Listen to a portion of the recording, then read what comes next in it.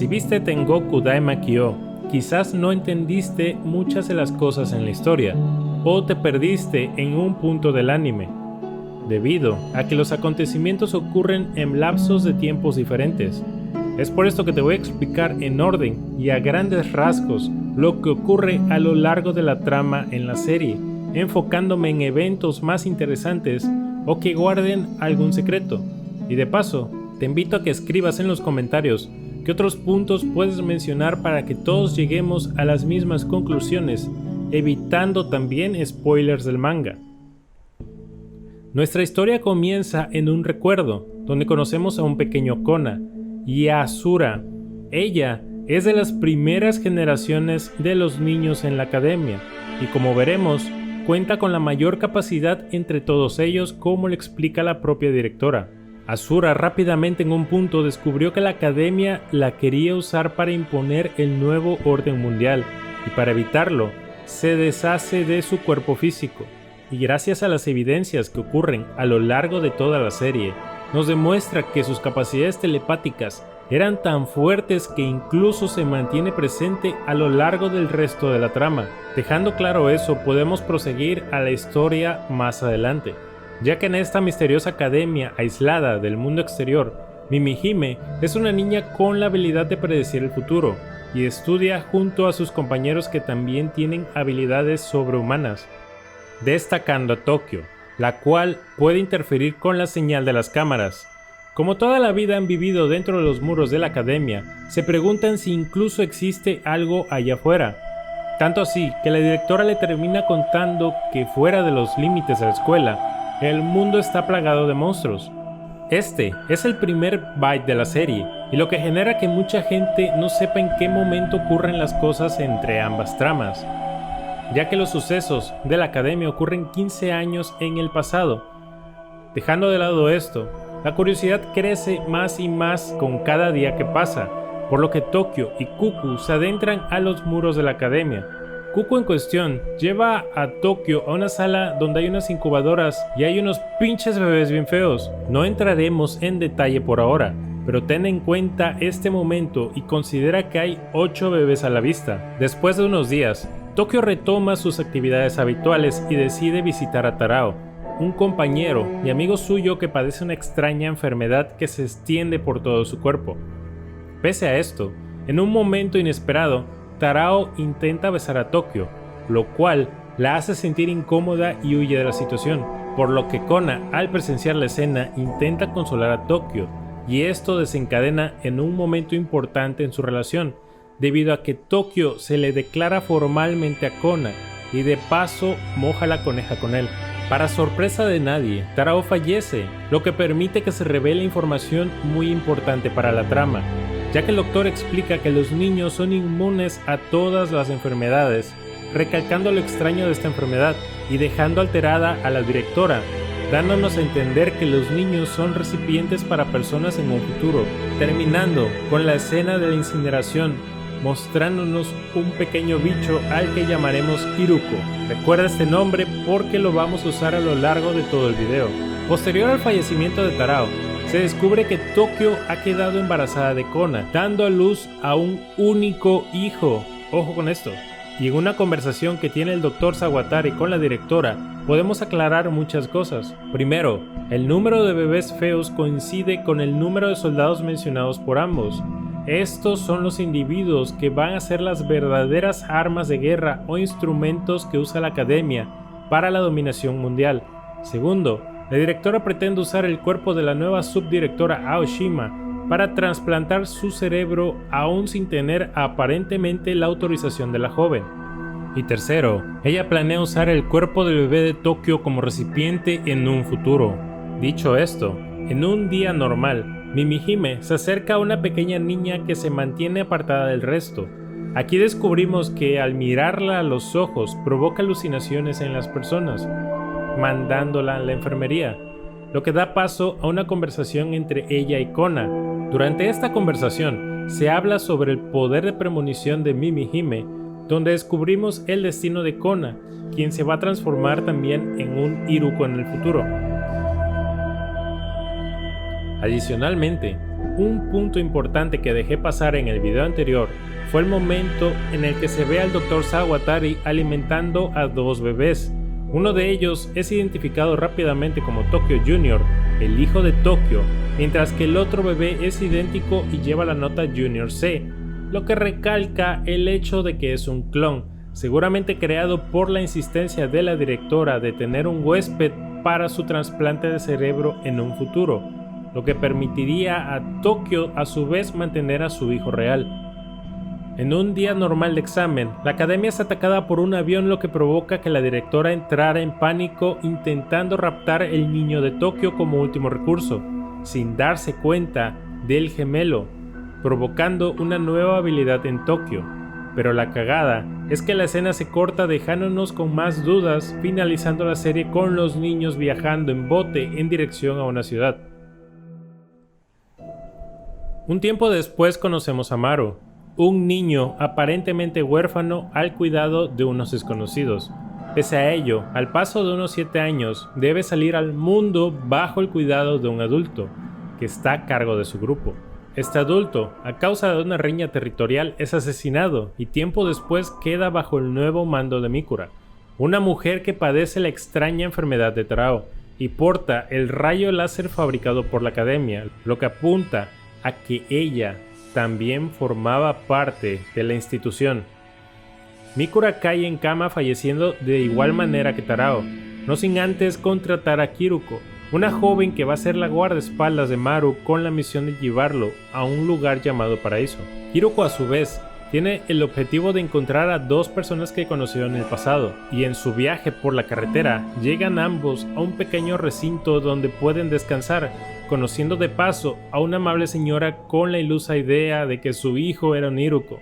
Pese a la muerte de la señora, en este encuentro se revela una de las múltiples habilidades sobrehumanas de Maru, su capacidad para enfrentarse y eliminar a estas criaturas extrañas. Después de eliminar el Iruko, nuestros protas continúan su travesía a través de un lugar inundado, llegando finalmente a una granja de tomates, pero pronto descubren que esta granja es en realidad un centro de operaciones de narcotráfico. Ya aquí deciden descansar y comer un poco, pero de paso, un lugareño se acerca y reconoce a Kiruko nombrándola Kiriko. Él se sorprende al encontrarla ahí, ya que han pasado 5 años desde que ella desapareció, tras volverse loca después de supuestamente haber matado a su propio hermano. Debido a la falta de información y detalles concretos, nuestros protagonistas deciden abordar un barco que utilizaban los habitantes del pueblo para transportar su mercancía. Y en este barco es donde se produce una declaración de amor de Maru hacia Kiruko. Sin embargo, Kiruko revela algo aún más importante. Ella es un hombre. Para entender esto, debemos regresar 5 años en el pasado, donde conocemos a Kiriko y a Haruki, dos hermanos huérfanos que se enfrentan a la dura realidad de la vida ganándose dinero a través de carreras de Icars, que al mismo tiempo se nos introducen Robin y el Doc, del cual el último en particular despierta sospechas debido a rumores y acusaciones de su participación en la investigación de los Iruko, las criaturas cazahumanos que te mostré antes. En una típica carrera de Icars, Haruki descubre la presencia de un Iruko camuflado en la pista. A causa del miedo de perder a su hermana por culpa del bicho, decide enfrentarlo sin saber que sería su última acción como Haruki. Y en el enfrentamiento, Haruki pierde su cuerpo y Kiriko, su hermana, llega a tiempo para presenciar la tragedia y rescatar lo que quedaba de él. Pero la cagada es que vemos todo a través de la perspectiva de Haruki y solo escuchamos que alguien le dispara a su hermana. Elipsis. El doctor realiza un trasplante de cerebro colocando el de Haruki en el cuerpo de Kiriko, quien perdió la vida en circunstancias extrañas. Además, podemos deducir que la identidad del doctor es la misma que la del Dr. Sawatari, el médico encargado de la academia. Esto te lo explico mejor en el video de teorías, pero en resumen, podemos concluir que el Dr. Sawatari cuenta con las capacidades médicas para llevar a cabo esta operación. Conmocionado y confundido, Haruki se despierta enfrentando su nueva identidad en el cuerpo de su hermana, dando como resultado el actual coprotagonista.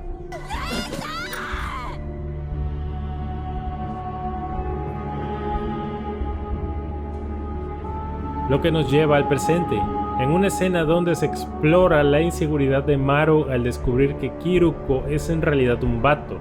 Pero a pesar de la crisis, el chico irrumpe Kuku, quien finaliza su existencia dentro del barco.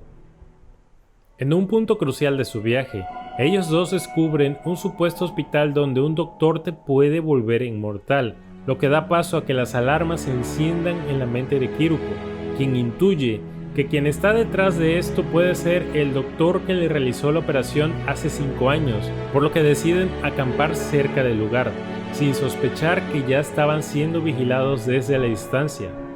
Aunque aparentemente son recibidos por el personal del hospital, pronto descubren que se trata de un grupo enemigo autodenominado Libioman.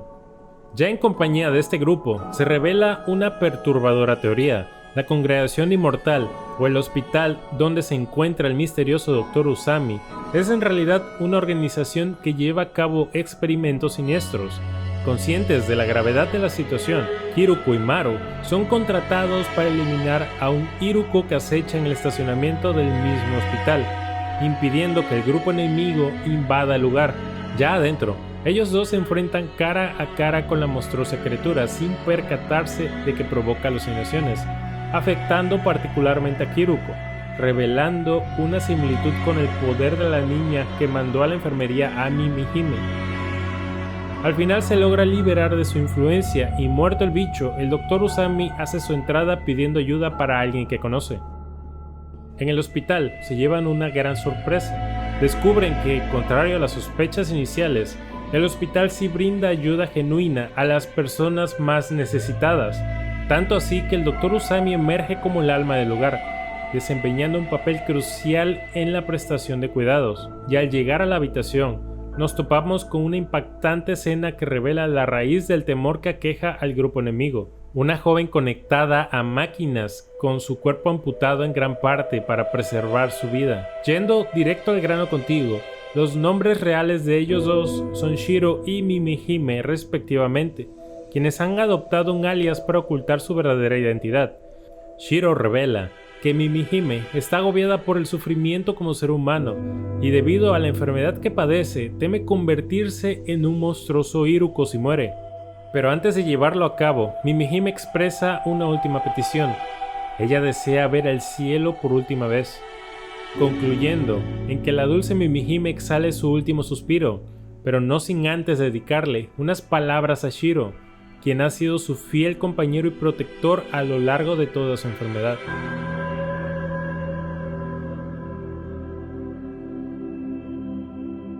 Ante la inminente invasión del grupo contrario, la gente refugiada escapa a la calle y Shiro les indica un lugar seguro donde ir, pidiéndoles que no lo esperen.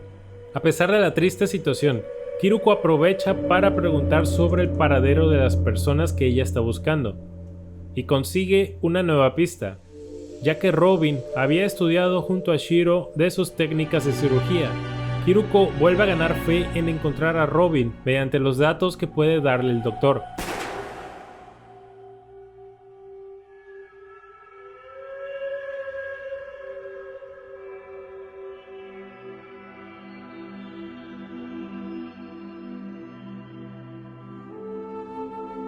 Continuando el viaje, los protagonistas tienen un encuentro con un sujeto llamado Yuichi, quien es el Lore Master de esta serie. Yuichi revela lo sucedido durante la época del Gran Desastre y nos brinda una explicación detallada de los eventos, la cual en resumen queda como lo siguiente. Primero, un gran asteroide se acercaba a la Tierra. El meteorito se justifica a través de las visiones de los niños y por el propio comentario que nos da el Dr. Sawatari en el momento del ataque. Segundo, unas figuras extrañas aparecieron en el cielo. Las personas en el cielo son los pinches bebés bien feos. Y tercero, atacaron a Japón, lo que terminó desatando la guerra, lo que parece estar confirmado y evidenciado con las escenas de la serie, ya que el ataque terrorista, como dije en el video anterior y medio latiné, es porque se descubrieron los planes de la academia. Aclarado todo esto, regresemos al presente, ya que nuestros protagonistas llegan a un nuevo asentamiento donde finalmente obtienen información sobre Robin, y Kiruko obviamente se llena de emoción, por lo que le pide a Maru que tenga paciencia, pero el tiempo de espera se prolonga durante casi 3 días, originando un Maru desesperado y pensativo ante una situación que resulta ya de por sí muy sospechosa, cuestión que decide ir a averiguar qué está sucediendo, y al llegar al lugar es recibido por los guardias, quienes le informan que Robin está ocupado atendiendo a su exnovia. Esta revelación se convierte en la primera evidencia de que Robin mantenía una relación con Kiriko a cambio de favores y protección para el pequeño Haruki. Ya ante el impacto de la noticia decide enfrentarse a los guardias del edificio, dando finalmente con Kiriko, quien ha sido víctima de violencia sexual durante todo este tiempo. Y en este punto, Maru decide matar a Robin como una forma de venganza por el sufrimiento de Kiriko. Sin embargo, en medio de esta situación, Kiriko experimenta flashbacks de su hermana antes de su fallecimiento, donde se da cuenta de que la razón por la que su hermana dormía en el suelo era para poder escaparse fácilmente por la noche y encontrarse con Robin para tener relaciones íntimas, lo que acaba en el peor recuerdo de ella. Y es que si no era suficiente ver a su hermano hecho trizas por un monstruo, llega Robin y en vez de ayudarla, le mete una bala en la cabeza. Datos y preguntas que serán de vital importancia para una posible nueva temporada. ¿Qué le pasó a Tokio y a la directora? ¿Maru es un clon o el verdadero hijo de Tokio? ¿Por qué Shiro y Mimihime no identificaron a Maru? Maru es igualito a Tokio. ¿Qué pasó ahí? ¿Tiene un pacto de silencio o qué? ¿Quién es Mikura? ¿Kiriko tiene totalmente el cerebro de Haruki o aún conserva ciertas partes de Kiriko? O sea, ¿cómo pudo recordar eso? Si llegaste hasta este punto, dime qué detalles me faltó aclarar o qué partes puedes explicar mejor sobre los acontecimientos de la trama. Y si te gustó el contenido, no dudes en suscribirte y darle like al video para que la comunidad siga creciendo. Nosotros somos Freaky Soul y nos vemos en los próximos rounds.